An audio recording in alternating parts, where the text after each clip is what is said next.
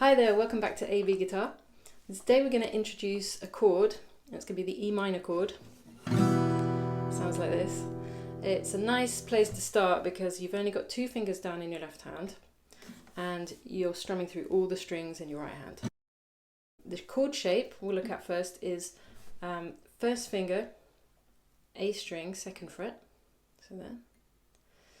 And then your second finger is just under that on the D string, second fret. So you've got A string, second fret, D string, second fret. And just try strumming through that.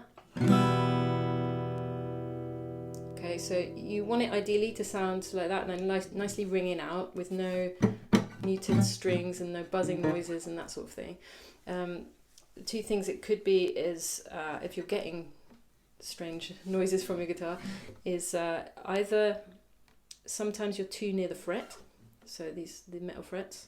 So if you get too near that, the note stops sounding.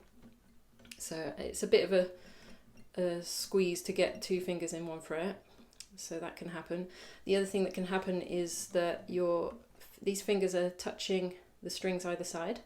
So when you put your E minor shape down, you could be touching, your second finger could be touching the G string underneath, and your first finger could be touching this bottom E string.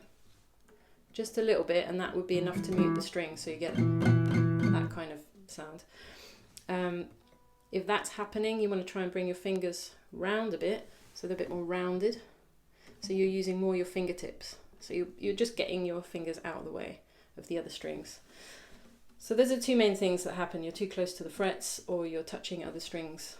So strum through it. And if there's any muting, those noises, etc., you can troubleshoot a little bit, move your hand position around, try and feel if you're touching the wrong strings and that sort of thing, and you'll get there. It just takes a little bit of feeling your way around the fretboard. So we've done that. We've done the chord shape, and then next we're just going to add in your right hand. So we're just going to do some very simple strumming, just 4 downstrokes. So you're going to count 1, 2, 3, 4. 1, 2, 3, 4. So just 4 downstrokes through all the strings, whether you're doing it with a pick, your thumb, it's up to you. I kind of use a combination of both. I kind of act like I've got a pick in my hand and do it with the nails. So I do that. Whatever's easy for you at this stage. So 4 downstrokes, nice and consistent, and try and hit all the strings nicely and evenly. So that's what you're aiming for. When you're happy with that part, you can introduce upstrokes. So now you're going to go put your shape down, E minor shape, down, up, down, up, down, up, down, up. So you're counting 1 and 2 and 3 and 4 and 1 and 2 and 3 and 4 and. Okay, so once we're happy with all of that, we can add in a chord change. So if you're getting on with that fine and it's nice and easy for you, then try adding what I'm going to make a simple version of a G chord, so just the bottom end of a G chord. So we're going to be going from E minor, which is there, and all we're going to do is you can take off your second finger and you're going to move it up to the 3rd fret of the low E string. So E minor was there, and you're going to move, second finger comes off, goes on the 3rd fret of the low E string. So you've now got just the 3rd fret of the low E string and the 2nd fret of the A string, like that.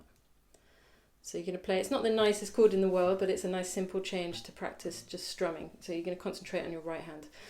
So now you're going to do 4 downstrokes of each. So you take your E minor, put your E minor shape down, 4 downstrokes, 1, 2, 3, 4, and then you're going to change to your G, so this one, 1, 2, 3, 4, and then back, 1, 2, 3, 4, 1, 2, 3, 4, 1, 2, 3, 4, 1, 2, 3, 4. when you're happy with that, you can introduce the upstrokes as well if you want. Just a tip to bear in mind to think about the change early.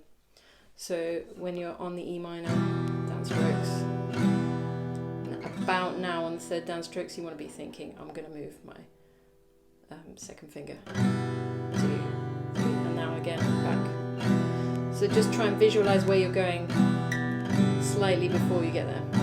Because if not, you come to the point where you've done 4 downstrokes and then you're like, oh, now I've got change, and then there's a gap, there's a hesitation in between.